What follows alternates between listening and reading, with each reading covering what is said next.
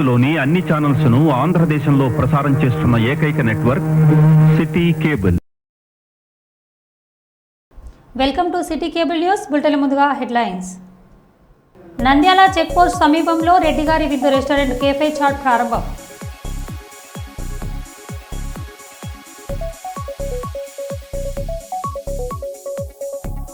Red book రాజ్యాంగానికి ఇది పరాకాష్ట. మాజీ సీఎం జగన్ను రాజకీయంగా దెబ్బతీసేందుకు కుట్రలు. Mantralayam MLA Y Balanagi Reddy.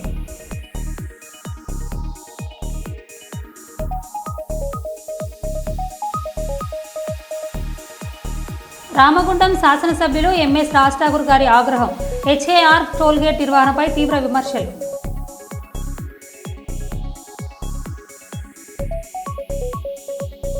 పారిశ్రామిక ప్రాంత నిరుద్యోగ యువతకు ఉపాధి కల్పించాలనే సంకల్పంతో సింగరేణి సంస్థ మెగా జాబ్ మేళా.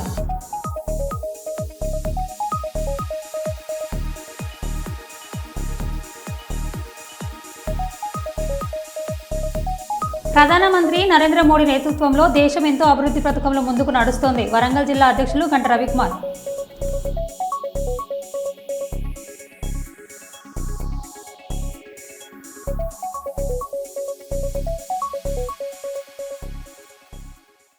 ఇక వివరాలకు వెళ్తే, దేశంలో బీజేపీ ప్రభుత్వం అధికారం చేపట్టినప్పటి నుండి ప్రధానమంత్రి నరేంద్ర మోడీ నేతృత్వంలో దేశం ఎంతో అభివృద్ధి పథకంలో ముందుకు నడుస్తోందని వరంగల్ జిల్లా అధ్యక్షులు గంట రవికుమార్ అన్నారు.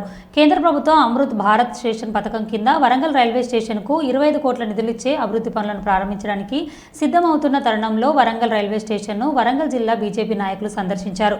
ఈ సందర్భంగా జిల్లా అధ్యక్షులు గంట రవికుమార్ మాట్లాడారు.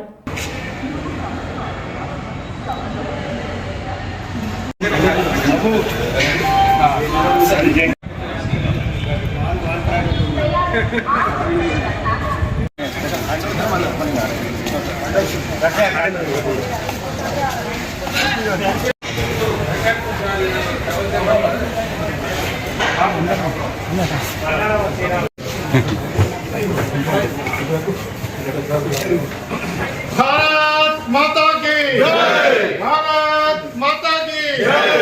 नरेंद्र मोदी गारी नरेंद्र मोदी गारी नायकत्వం नरेंद्र मोदी गारी नायकत्వం. ఈరోజు నరేంద్ర మోడీ గారి ప్రభుత్వం 2014లో ఏర్పడిన తర్వాత ప్రజా రవాణా వ్యవస్థ పైన చాలా శ్రద్ధ చూపిస్తున్నారు. దానిలో భాగంగా భారతదేశంలోని ప్రతి ప్రాంతానికి కూడా రైల్వే లైన్ల నిర్మాణం కోసం బడ్జెట్లో ఎక్కువ కేటాయింపులు చేయడం జరుగుతుంది. దానిలో భాగంగా 2023 జనవరి 31న కేంద్ర రైల్వే శాఖ మంత్రులు అశ్విని వైష్ణవ్ గారు అమృత్ భారత్ స్టేషన్లో అనే ఒక కొత్త పథకాన్ని తీసుకురావడం జరిగింది. ఈ అమృత్ భారత్ రైల్వే స్టేషన్ల అభివృద్ధిలో భాగంగా దేశ స్థాయిలో 1275 రైల్వే స్టేషన్లను ఎన్నిక చేయడం జరిగింది. దానిలో భాగంగా తెలంగాణ రాష్ట్రానికి 38 రైల్వే స్టేషన్ల ఆధునికీకరణలో భాగంగా మన వరంగల్ రైల్వే స్టేషన్ను కూడా దాంట్లో సెలెక్ట్ చేయడం జరిగింది. దాంతో అమృత్ భారత్ స్కీమ్ బడ్జెట్ కింద 25,41,00,000 రూపాయలు రైల్వే బడ్జెట్లో ఈ స్కీమ్ కింద ఈ రైల్వే స్టేషన్కి అభివృద్ధి కోసం ఇవ్వడం జరిగింది. దానిలో భాగంగా ఆ నిధులతోని రైల్వే ఫుట్ఓవర్ బ్రిడ్జి దాదాపు 12 మీటర్లు మన తెలంగాణ రాష్ట్రంలోనే ఏ రైల్వే స్టేషన్లో లేదు, సికింద్రాబాద్లో అతి పెద్ద రైల్వే ఫుట్ఓవర్ బ్రిడ్జి. అదేవిధంగా ప్రయాణికుల సౌకర్యార్థం ఏసీ వెయిటింగ్ హాల్, అదేవిధంగా జనరేటర్కి సపరేట్గా రూము, అదేవిధంగా ఈ బ్యాటరీస్ రీఛార్జింగ్ కోసం సపరేట్గా ఒక హాలు. దాంతోపాటు సుందరీకరణలో భాగంగా రైల్వే స్టేషన్ ముందు కిలవరంగల్ యొక్క ఏకశిలాతోరణంపై ఉన్న కిలవరంగల్ ఫోర్టు, అదేవిధంగా ల్యాండ్స్కేపింగ్, లైటింగు, అదేవిధంగా వాష్రూమ్స్ యొక్క అభివృద్ధిని ఈ నిధులతో మనం చేసుకోవడం జరిగింది. ఎస్కలేటరు, ముఖ్యంగా ఎస్కలేటరు, దాంతోపాటు ఎన్ఎస్జి నాన్ సబర్బన్ గ్రిడ్ కింద ఈ 25,41,00,000 ఖర్చు చేయడం జరిగింది. దీనికన్నా ముందు కూడా కేంద్ర ప్రధానమంత్రి నరేంద్ర మోడీ గారు 18 కోట్లు ఇచ్చి రైల్వే స్టేషన్ని అభివృద్ధి చేయడం జరిగింది. నరేంద్ర మోడీ గారి ప్రభుత్వం తెలంగాణలోని రైల్వే స్టేషన్ల అభివృద్ధికి ఎలాంటి ఇక్కడ ప్రభుత్వం లేకుండా కాంగ్రెస్ పార్టీ వాళ్ళు ఎప్పుడు చెప్తుంటారు ఈ అభివృద్ధి మాదే అని. అది కాకుండా వారు ఇక్కడ బీజేపీ కేంద్రంలో ఉన్నా కూడా తెలంగాణ రైల్వే పనుల అభివృద్ధికి నిధులు కేటాయించడం జరుగుతుంది. ఇప్పుడు ఈ మీడియాను ఉద్దేశించి ఇవాళ భారతీయ జనతా పార్టీ పార్లమెంట్ అభ్యర్థి పోటీ చేసిన ఆరు రమేష్ గారు ఎక్స్ఎమ్మెల్యే గారితో మాట్లాడారు. వరంగల్ నరేంద్ర మోడీ గారి నాయకత్వంలో ఎన్నో డెవలప్మెంట్ కార్యక్రమాలు, ఉదాహరణకు రైల్వే తీసుకుంటే అప్పుడు డబ్బాలు తయారు చేసే ఫ్యాక్టరీలు దాన్ని మళ్ళా కోచ్ ఫ్యాక్టరీగా కూడా అప్గ్రేడ్ చేయడం, రావప్పను ఇంకా మొత్తం ప్రపంచ దేశాలలో అంటే గిరిజన ఈ వరంగల్కు స్మాల్ సిటీ నిధులు ఇచ్చేట్టు రైల్వే స్టేషన్ కూడా సుమారుగా ఇప్పుడు 25 కోట్లు, అంతకుముందు 18 కోట్లు, ఇట్లా అంటే ఒక మహల్ లోపలికి పోతే ఒక మహల్లో తిరిగిన వాతావరణం అవపడే విధంగా దీన్ని తీర్చిదిద్ది ఆయన వరంగల్ల ఒక్క చట్టసభలలో కూడా ప్రజాప్రతినిధి భారతీయ జనతా పార్టీ లేకున్నా ఇక్కడ విపక్ష వహించకుండా ఈ ప్రాంత కూడా అన్ని ప్రాంతాలతో సమానంగా ఉరకాలి, ఇంకా ఇది వెనుకబడ్డ ప్రాంతం అని ఎక్కువ దృష్టితోని దీన్ని నిధులిచ్చినందుకు వరంగల్ ప్రజల తరఫున నేను ధన్యవాదాలు తెలుపుతున్నా. ఎందుకంటే ఈ వరంగల్ నగరానికి అధికారంలో ఉన్న బీఆర్ఎస్ కానీ కాంగ్రెస్ కానీ ఇప్పుడు కాంగ్రెస్ కానీ చెయ్యనంత అభివృద్ధి భారతీయ జనతా పార్టీతోని చేస్తున్నందుకు మేము భారతీయ జనతా పార్టీలో ఉండి గర్వంగా ఫీల్ అవుతున్నాం. ఈ 22వ తారీఖు నాడు నరేంద్ర మోడీ గారు దీన్ని వర్చువల్గా ఓపెన్ చేస్తున్నారు కనుక ఈ వారికి మనం అందరం ఇక్కడికి వరంగల్ ప్రజలందరం ఇక్కడికి వచ్చి వారికి జయ స్వాగతం పలుకుతూ ఇది ఒక మంచి కార్యక్రమాన్ని దిగ్విజయం చేయాలని మనస్ఫూర్తిగా కోరుకుంటూ నాకు ఈ అవకాశం ఇచ్చి భారతీయ జనతా పార్టీ ధన్యవాదాలు. మదనపల్లిలో జరిగిన హనుమానోత్సవ యాత్రపై పోలీసులు విచక్షణ రహితంగా లాఠీచార్జ్ చేయడం జరిగింది. ఈ ఘటన పట్ల భక్తులు తీవ్ర నిరసన వ్యక్తం చేశారు. ఈ ఘటన పట్ల పలు హిందూ సంఘాలు కూడా వాటి ఆశ్చర్యాన్ని అభ్యంతరాన్ని వ్యక్తం చేశాయి. అసలు ఏం జరిగిందన్న దానిపై స్పష్టత లేదు. పూర్తి వివరాలు తెలియాల్సి ఉంది.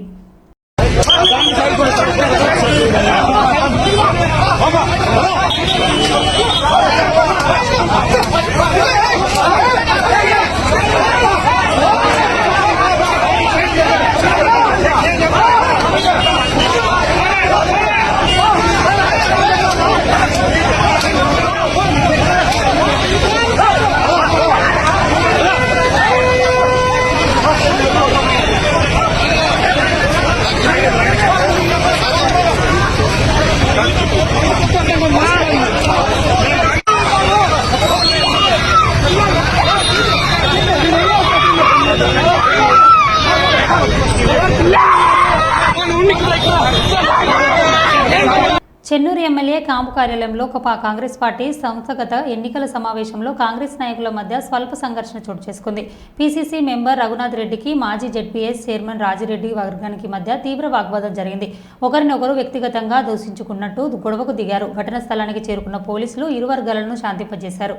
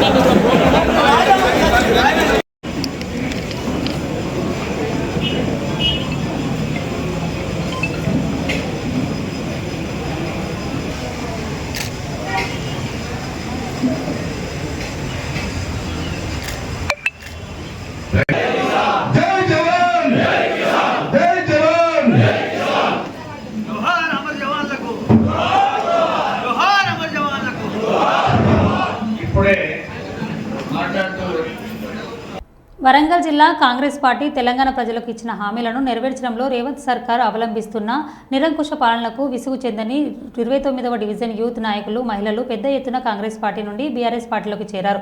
ఈ సందర్భంగా వినయ్ భాస్కర్ మాట్లాడారు.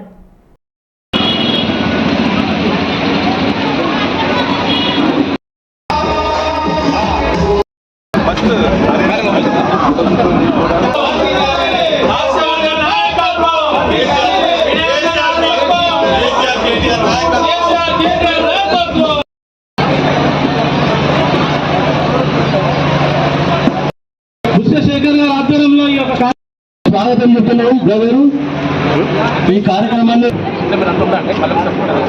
భాస్కర్ రాజు బండి రాము పద్మ రాజేశ్వరి రాధిక అనిత కే సుధీర్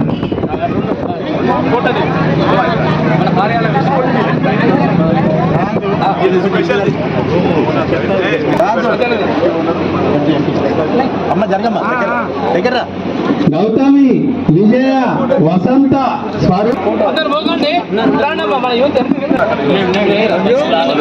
కుంటే బాగుంది.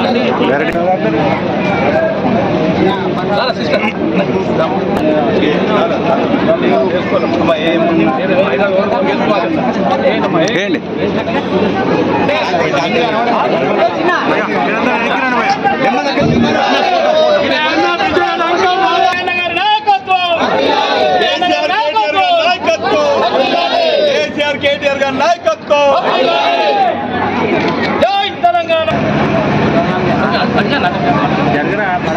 కానీ ఇంకా ఎలాంటి కార్యక్రమాలు జరగలేదు.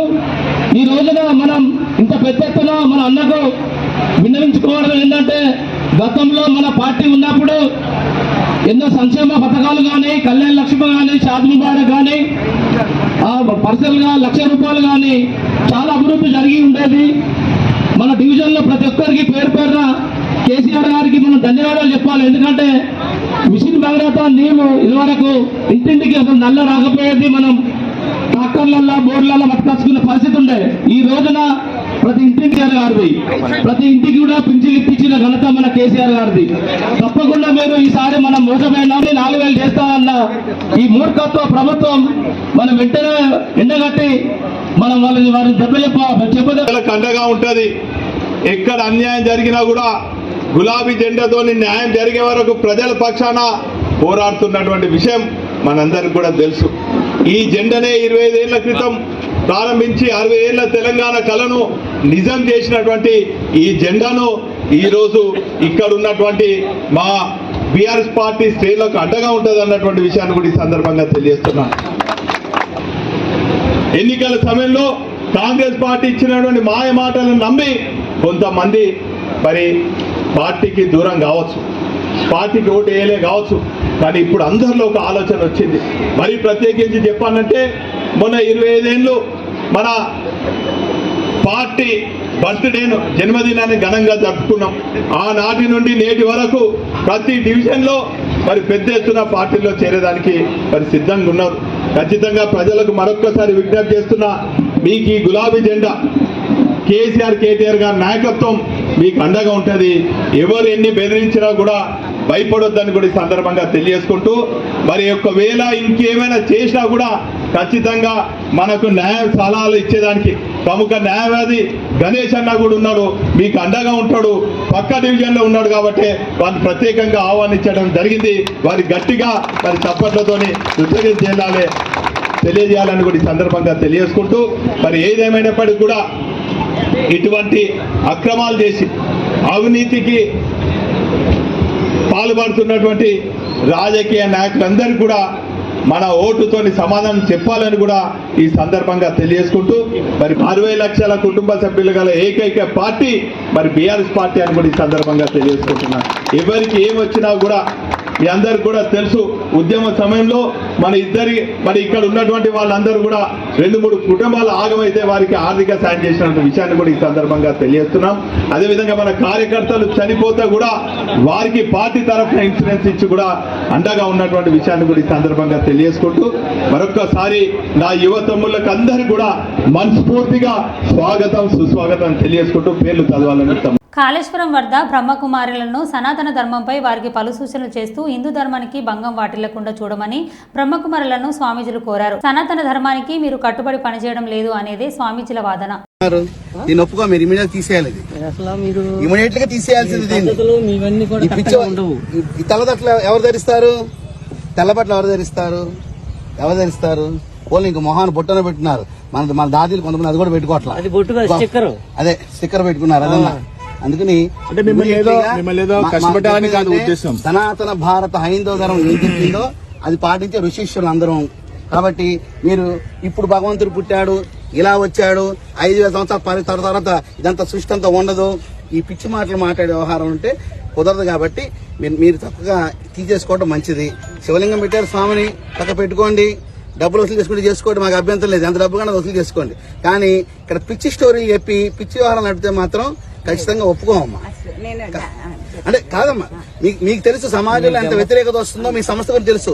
మరి ఏం చేద్దామని ఏది పెడతారు? డబ్బులు ఎక్కువ ప్రజలకు వచ్చగా యాచకులు 3 మంది ఉన్నారు, ఇబ్బందులతో పడి ఉన్నారు.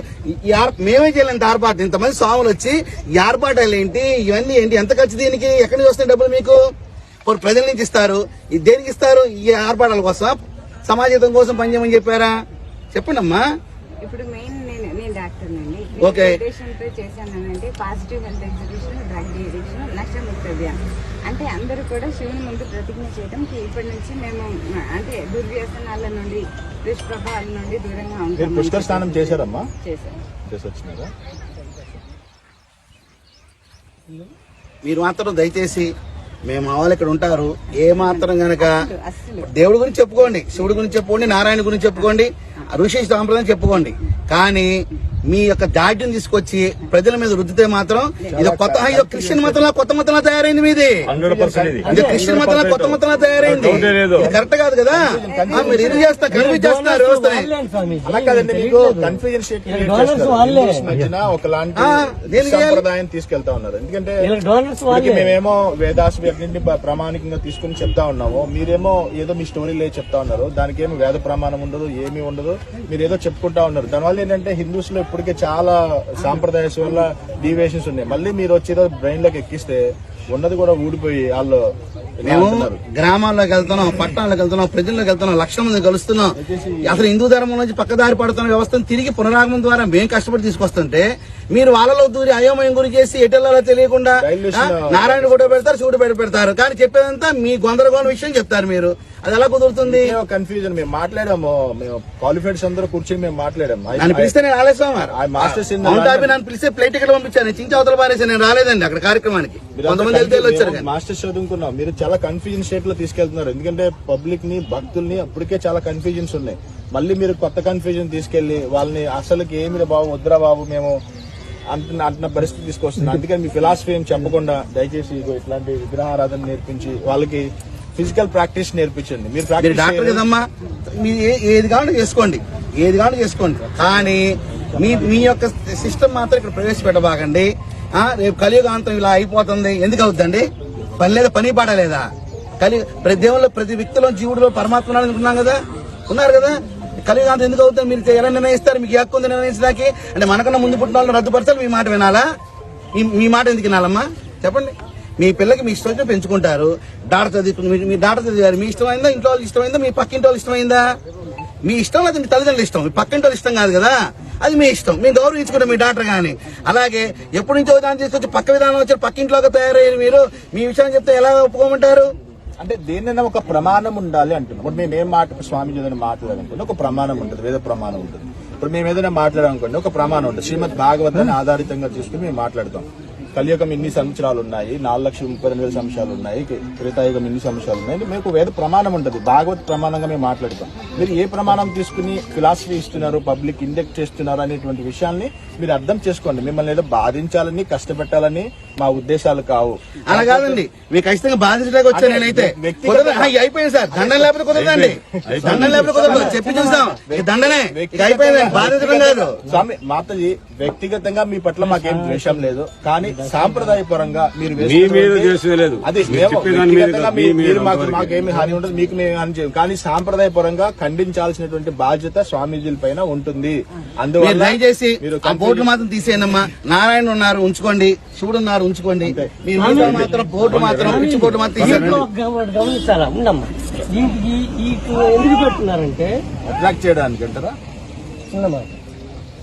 హైందవ సంప్రదాయం దేవతలను ఎందుకు పెడుతున్నారంటే క్రైస్తవులను పెడితే క్రైస్తవులే వస్తారు, వాళ్ళని మోటివేట్ చేసి మార్చేది ఏం లేదు, ఆల్రెడీ మారి ఉన్నారు. ఈ పెడితే మనలాంటి వాళ్ళు వస్తారు. మన వాళ్ళని మార్చడానికి ఇది ఒక తంతు వీళ్ళు వేసిన వేసినటువంటి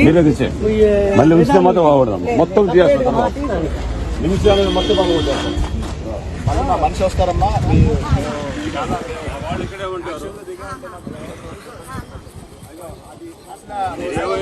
ఎక్స్ప్లెయిన్ చేయండి నాకు, మీరు రండి, అగా సిస్టమ్ ఎక్స్ప్లెయిన్ చేయండి నాకు. చూడండి మధ్యలో ఇవన్నీ తీయాలమ్మా, ఈ కన్ఫ్యూజన్స్ అన్ని తీయాలి. నారాయణ కింద ఉన్నారు, ఆయన పైన ఉన్నారు. ఎందుకమ్మా అమ్మా? ఇదేంటిది దరిద్రం? ఏంటమ్మా అమ్మా ఈ దరిద్రం ఏంటమ్మా? పుష్కరాల్లో ఏంటిది ఈ దరిద్రం ఏంటమ్మా? ఏరామి ఏమ్మా ఏంటి? సరమ సమానం అయితే మీ ఆస్తి ఉంటే నాకు ఇచ్చేయండి, కొంచెం అంతా ఒకటే కదా. మీ ఆస్తులు ఉంటే మాకు ఇచ్చేయండి, ఏంటి అసలు ఇక్కడ జరుగుతుంది ఏంటి? లేదా చించేసామా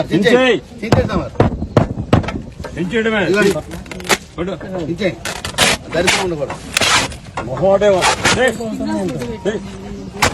యేసు ప్రభు బొమ్మలు ఏంటమ్మా ఇప్పుడు ఈ ప్లేస్ లో? సాంప్రదాయం ఏంది, వ్యవస్థ ఏంది, యేసుప్రభు బొమ్మలు ఏంది? దేవుని వరకు పెట్టుకోండి అమ్మా. క్రైస్తవులు మీకు దయచేసి నమస్కారం చెప్తున్నాం. ఈ బోట్లు మొత్తం ఆలు పెట్టండి.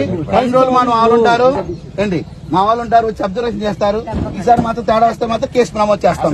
చట్ట ప్రకారం చర్య తీసుకుంటాం. యేసుప్రభు బొమ్మలు పెట్టారేంటి? ఏ చరిత్ర ఇది ఎందుకమ్మా? ఎందుకని క్రైస్ట్ ఫోటో ఎందుకు పెట్టారు మీరు? మరో బుట్టెల్లో మళ్ళీ కలుద్దాం. Stay tune.